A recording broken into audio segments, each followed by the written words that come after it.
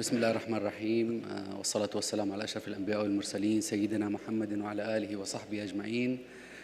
On this beautiful day, I would like to extend my thanks and appreciation to the organization committee of this conference. In particular, I would like to acknowledge the footsteps craved by Damy Group.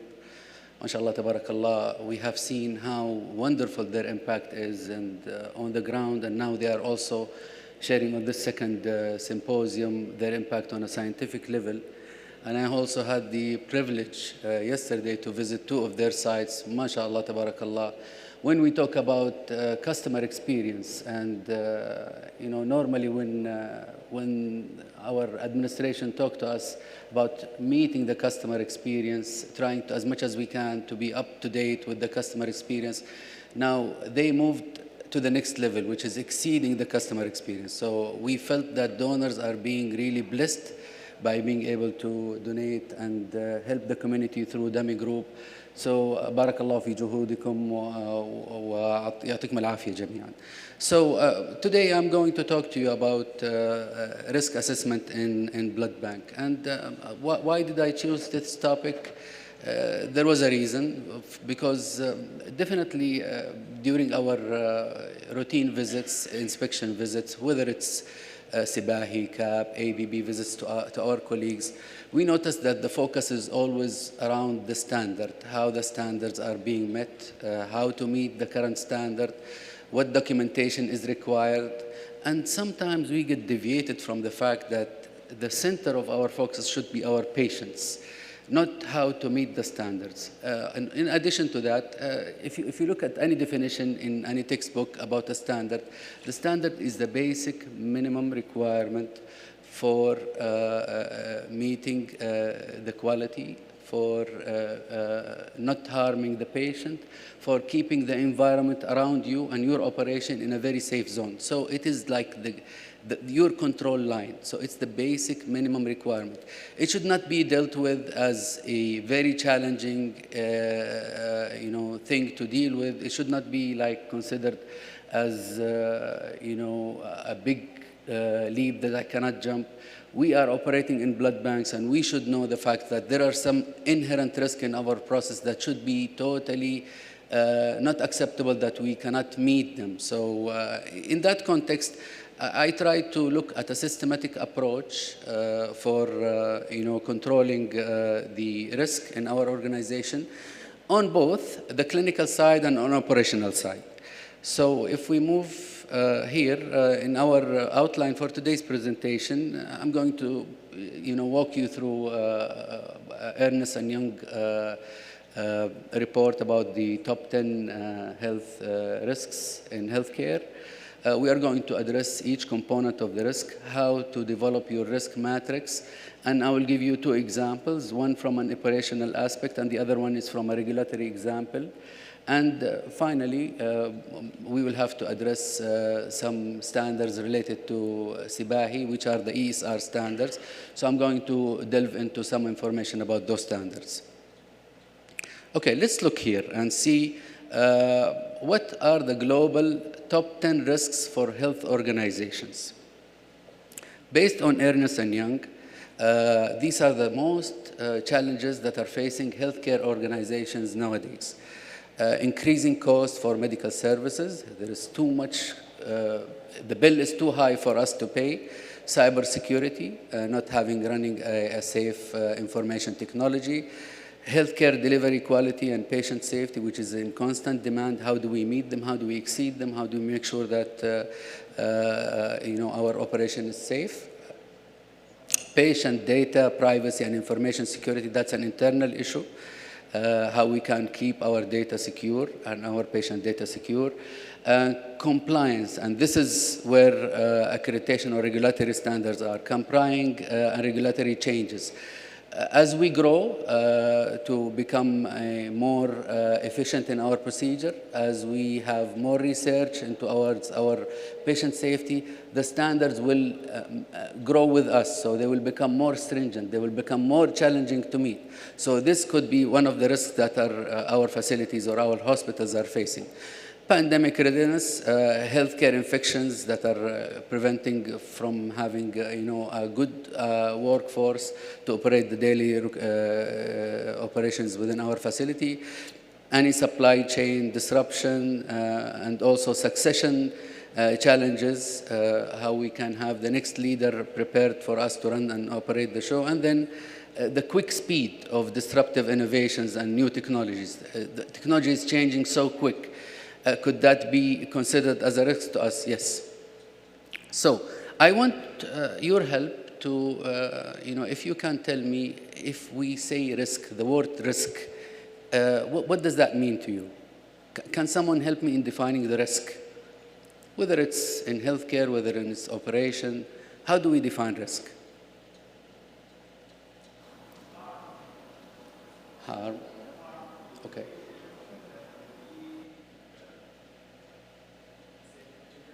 Excellent.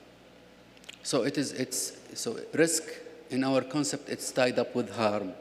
So harm to the patient, harm to the process. Is there any other thing that we should consider as a risk, aside from introducing harm to our patient or to our operation? Anything else? Okay, let's look at the definition here. So risk, and this is the broader definition of risk. This is the corporate level of risk. Now we are talking about your whole operation, and not in specifically for the blood bank, and in both clinical and operational. So the possibility that an event will occur and adversely affect the achievement of your objective. So if you have an objective, which is safe treatment of patient, safe patient journey, good outcome of your project, so any event that will limit your ability to reach that goal is considered a risk. But that's not all. There is another part of the risks that normally is ignored because we focus on our day-to-day operation, which is called al-fursa al-dai'a, or the lost opportunity.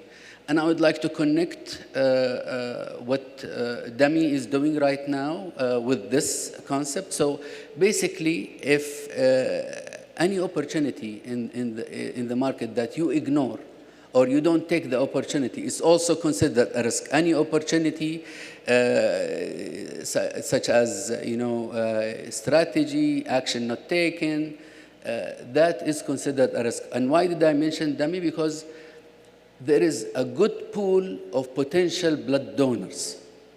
And mashallah, tabarakallah, Damy is controlling them right now through 8 or more, and they are growing with other collection sites. But there are other also governance bodies in the kingdom here that really need to approach those donors and have them available, because these are lost opportunities. You have you have healthy donors, healthy graduates from high school, healthy university students that are a good potential for a good source for blood. So if you ignore reaching them out and approaching them and reaching out for them, for you, that is considered also a risk of your process. And subsequently, this will cause you to be challenged with your blood inventory. So risk assessment process has 3 major components, which is the risk identification. How do we identify the risk? Then what kind of analysis do we do for the risk? And finally, evaluation and selecting the risk that we should focus on.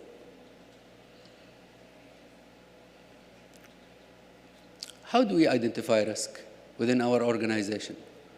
Now let's take it to the next level now. Within your organization, how do you identify risk? What are the sources of your potential risks? Here, we're talking about your planning objectives. You have a plan for this year to grow, to expand, to add more equipment. And there is most probably a risk that you cannot reach there because of so many different reasons, whether resource, whether staffing. Mainly, it's resource dependent. Another source of risk identification is through internal or external audit reports. So as part of your internal assessment of operation, you can identify areas of risk. You are doing the safety inspection rounds in your laboratory, in your blood bank on a monthly basis. So you identified some areas. These are areas that you should focus on risk. And also, when you get a visit by an accreditation agency, they will give you a report. These are areas that you should consider as risk. Also, on your day-to-day operation, we have some incidents that occur in the organization. Needle stick injury, open system for blood bag, many examples that you are aware of. So these can be helping us into identify the risk. And also complaints from your donors, from your service recipients, can be considered as also a source for risk identification. So normally the risk matrix has 2 dimensions, which is the probability, the likelihood, and the impact. But in addition to that, we should also focus on the current control measures that we have. So let's start first by the impact. What is the meaning of an impact? Impact is the extent of which the risk, if occurs, would impact your operation. So you need to translate that impact into a score. If you have in your system, you have it scored from 1 to 5, 1 to 10. It's up to you, depending on how you want to critique your procedure. But then you have to give a score and a rating for that score. So in this example here, which I'm having from the risk registry of King Faisal Specialist Hospital, the score of 5 is extreme. What does an extreme mean? Means that there is a deficiency in process resulting in a non-achievement, zero achievement of the objective, legal implication, patient harm, patient injury, dissatisfaction, or huge financial loss. So that's an extreme. That's a risk that's labeled as an extreme. Moving down, a risk that is high is a deficiency in a process resulting in a significant adverse impact on achievement objectives, legal implication, patient safety, and experience. It's lower than extreme, but it's still there. It still shows its ugly face, so we need to tackle it, but with less attention compared to the extreme. Moderate risk is a deficiency also, but you can think of it as something that's not really very harmful to your patient. It will not cause major damage. And then low and minor. So this part is addressing the impact. The likelihood or the probability, احتمالية حدوث الخطأ, it is a probability or chance that a risk event will occur after considering the associated control in place. So, diamond you always find the likelihood is tied up with a controlled rating. So in the first score, which is 5, you will find that there is an almost certain that this will occur, this issue will occur. You are almost certain that it will occur. So how do you control it? And I will give you an example, like, for example, patient identification. It is a red flag for any organization running with quality. So what do you need to do to make sure that there is a chance that this risk will occur? You need to make sure that your identification goes through a structured process or a controlled process. This controlled process will make you will assure that your process will go with no harm being introduced to your patient. What is the probability of this occurring? We know that it has a high probability because it depends on compliance. A staff who is calling a patient, a staff who is identifying a patient. And whenever there is a human interaction, there is a big chance that you have mistakes up and running. So you are almost certain, and this occurs like an average of more than 5 times a year, for example. Going down, there is a risk that is scored as 4, or probability as 4, which means that there is a likelihood of happening, but less frequent than the number 5, and so on. So the control, what are the control measures that you have currently to prevent the probability of this risk from occurring more frequently. So these could be like procedures, processes, standard, or prescribed actions that are in place with the intention to reduce or manage the likelihood and impact by controlling the root causes. You want to go to the root cause. You don't want to control something for one day. No, you want to go to the root by doing FEMIA, by doing root cause analysis to make sure that you tackle the root cause of this problem and move on. So let's go back to the slide now, just quickly. I think it's better if I look at it from this way. The likelihood, these are what we are talking about. There is a chance that this risk is occurring, the probability of this risk to occur ranging from 5 to 1. And now we talk about control. What control do we have? Procedure, processes, standards, and prescribed actions that are in place with the intention to reduce and manage the likelihood and impact by controlling the root cause. Okay, let's look now in summary. If we multiply the probability with the impact, it's not in sync. المشكلة الخط صغير هنا. It's good. I can do this. So if we try to analyze the risk, at this stage we want to analyze the risk by multiplying the impact and probability in the context of a control rate. You see the upper right quadrant of this matrix are risks that require active management. What is the meaning of active management? There is a high potential, high probability, high impact, and most probably you don't have a control over that. There is no policy to manage it. So this is a risk where current treatment options require active review and management. This requires your most focus. You cannot just ignore it. It has to be on your top priority to be addressed on a daily basis. The next one to it is the continuous review, which is a high impact but with low probability of occurrence. So there is a high impact, you need to monitor it, but the occurrence is low probability, so control is adequate. We have a control of the process. We need to continue monitoring it, but less stagnant than the previous, which is the active management. So we can schedule it to be done on quarterly basis or so on. Also, if we look into, there is a big likelihood of occurrence, but low impact, which is the bottom right quadrant, the yellow one. Control is not strong, but the risk impact is not high. So you have to decide now, do I spend more time here or I focus more on active management? And finally, the low risk, low likelihood, and low impact there is a system and process managing the risk are adequate to your expectation and subject to minimal monitoring. You just need to monitor it less frequently. So I will give you an example of how can you utilize the risk assessment tool to solve an operational problem. In this example here, one of the operational problems that we face in blood bank is resource dependent. I want to upgrade my equipment to match a current change of technology. I want to upgrade my equipment to match a surplus in production. I want to upgrade my equipment because my old equipment is obsolete, is producing erroneous results.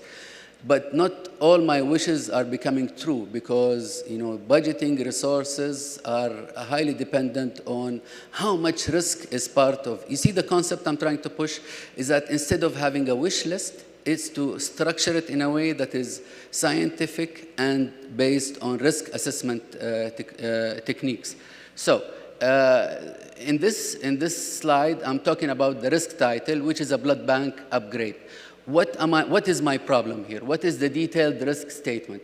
If current blood bank equipment were not upgraded to match the recent redesign and expansion of donor room, and I will have to mention the reasons. What are the reasons right now that I'm facing? Financial issues. I don't have budget to buy them.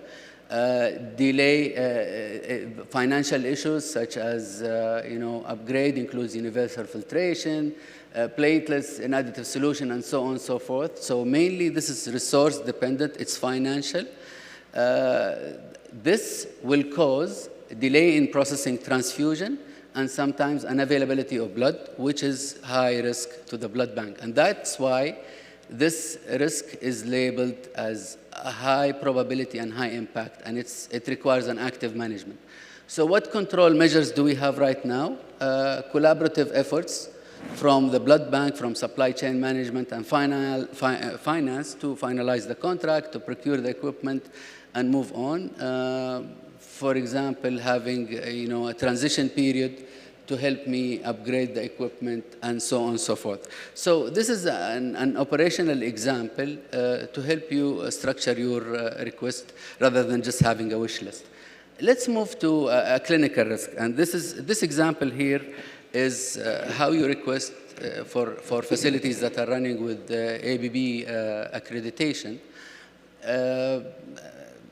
Standards are not carved in stone. They can be considered as sometimes you can request a variance from the accreditation agency based on their requirements. So in this case, we are talking about standard 5.8.5 from ABB, talking about a sample for blood from each allogenic donation shall be tested for the following parameters, including West Nile virus and including once for antibodies for Trypanosoma cruzi. Those two diseases are not prevalent in our region. So in order for us to meet the standard, we have to convince the accrediting facility that we are doing our risk assessment properly to get the approved granted variance in which here the accreditation agency or ABB, they are saying that they feel the documentation that you submit are structured based on risk assessment, and there is a process in place to respond to a potential outbreak that would satisfy the standard in question. And there is also a screening process. So you are not only stopping the testing because you don't have cases, you address that in the donor history questionnaire to make sure that the travel to areas with endemic for Chagas and West Nile viruses are being considered in your questionnaire. Now, we will talk about ESR standard in blood bank. How much time do I have, Abu Ahmed? 2 minutes for ESR? Okay. All right, so for ESR, we have two standards for blood bank that are related to blood bank, which is LB51 and PC25. I will try to quickly run into one example here because of time. So this is an example only for you to understand what is required in this standard. The blood bank has a process to limit and detect bacterial contamination in platelet components. The process describes the blood bank approach to limit bacterial contamination and the investigation of positive cases. Then number two is to ensure the employed detection method is sensitive enough to detect significant bacterial contamination. Bacterial contamination is a big issue in blood bank, and we know that having this standard in particular being selected based on the risk matrix as part of the 20 ESR standard, it tells you how impactful this is, and it tells you how important for us to look at it. So we should consider understanding the intent of the standard. Here we have two elements: limit the bacterial contamination and detect whatever is left off. So how do we limit the bacterial contamination? What does the intent of this standard look for? The limitation is at your manufacturer, at the blood donor center. You need to make sure that you are, number one, properly disinfecting the blood collection site. Number two, that you are using a divergent pouch, a sampling pouch, to divert the first couple of mils of blood that mainly contains skin contaminants so that it will be away from your main blood collection. So these two dimensions are addressed here.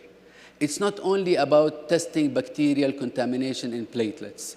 You have to focus also on limiting the possibility of introducing bacteria to the blood bag. So, and then after that, in the second substandard, we are talking about using a method sensitive enough to discuss significant bacterial contamination in platelet component. And this is definitely what needs to be done. Review a document, observe the collection at the donor center, and also observe how they use the sampling pouch and so on. I think can I have 2 minutes only, Abu Ahmed? Just 2 minutes to address this. applicability of standards. I'm having big challenges. Now, for LB51, it's very important to understand that LB51, if you are running a hospital-based blood bank, it could be not applicable to you based on the following criteria. Let's look at this question. Blood and blood components are received from another healthcare facility. So LB51, if you are receiving blood from outside facility, how do you score LB51? Do you score it as not applicable? Do you score it as fully met because I'm just getting it from outside?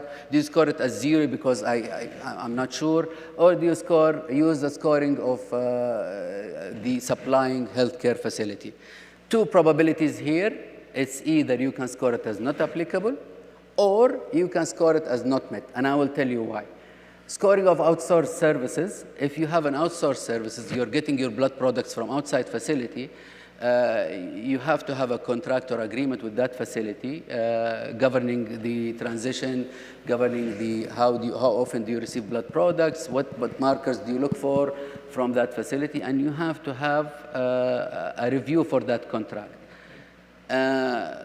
If the contract is there and it's subject to review, and you as a facility are sure that you are following your policy for receiving the blood, labeling them and placing them into your inventory, if these are all met and subject to review by the assessor at your facility, then you can score it as not applicable.